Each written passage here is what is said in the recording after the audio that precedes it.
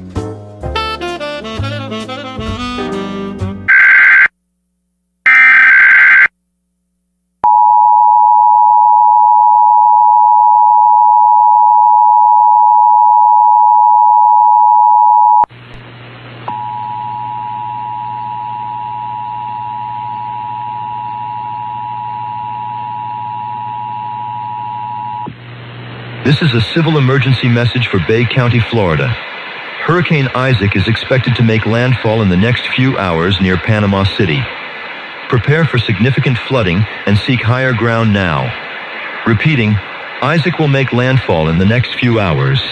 Do not delay. Seek higher ground now.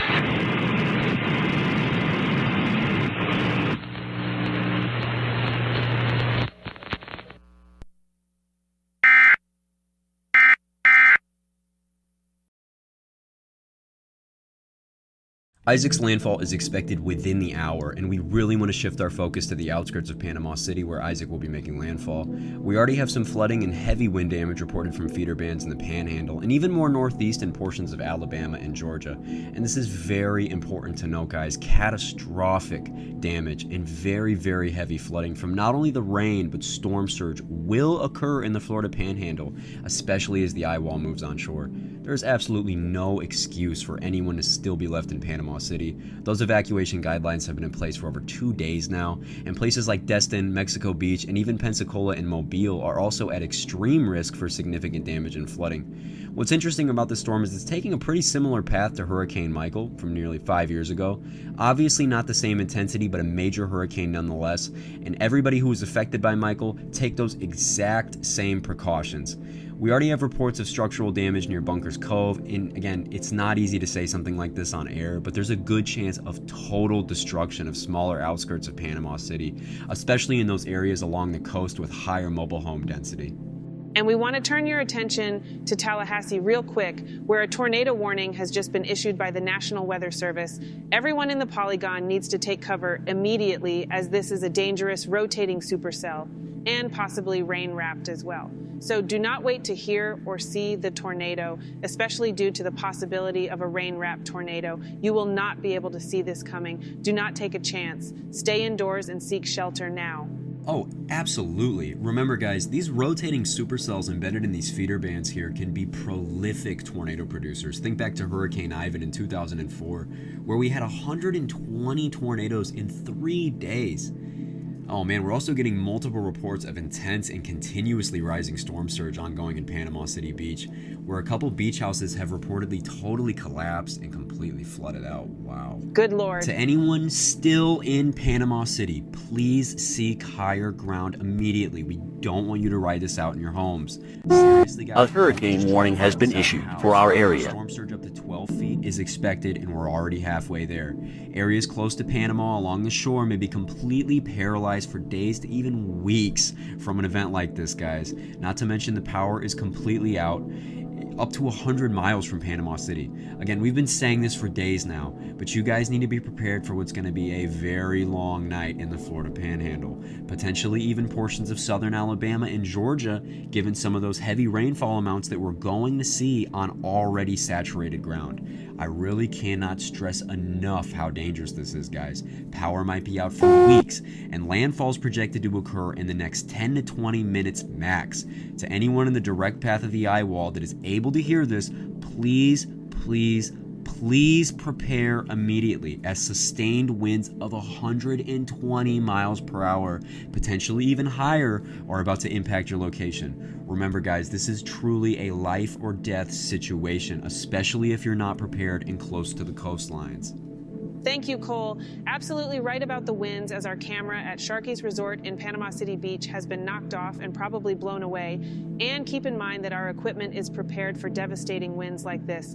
Do not, for any reason whatsoever, go outdoors. It cannot be said enough. The eye wall is rapidly approaching the coast, and we expect landfall to occur shortly. But we will now switch over to Jim Cantore on the phone live at Panama City Beach. Jim, how are you holding up out there? Yes, thank you, Alyssa. I'll tell you what, it never gets easier to stand out here in these conditions. However, it is always quite the experience. But Isaac's winds are very strong. I mean, just take a listen.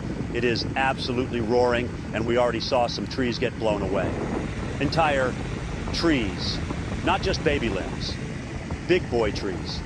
These are incredibly dangerous and deadly conditions, and as the eye wall moves on shore, it will only get more intense. The winds are almost as intense as what I went through with Ian a couple years ago. That was not fun, by the way. These are the life-threatening situations here in the Florida Panhandle coast, and I want everyone to hear this. The streets are completely flooded, and I already see some structural damage. I'm standing near a beach house, completely damaged. Balconies completely knocked off. This is already a disaster. And Everything all right, Jim? I'm sorry, Alyssa, I'm going to have to go find some shelter. The winds are way too strong for anyone to be standing here. So back to you momentarily. All right, please be careful out there, Jim. Folks, when Jim has to take shelter, you know it's bad.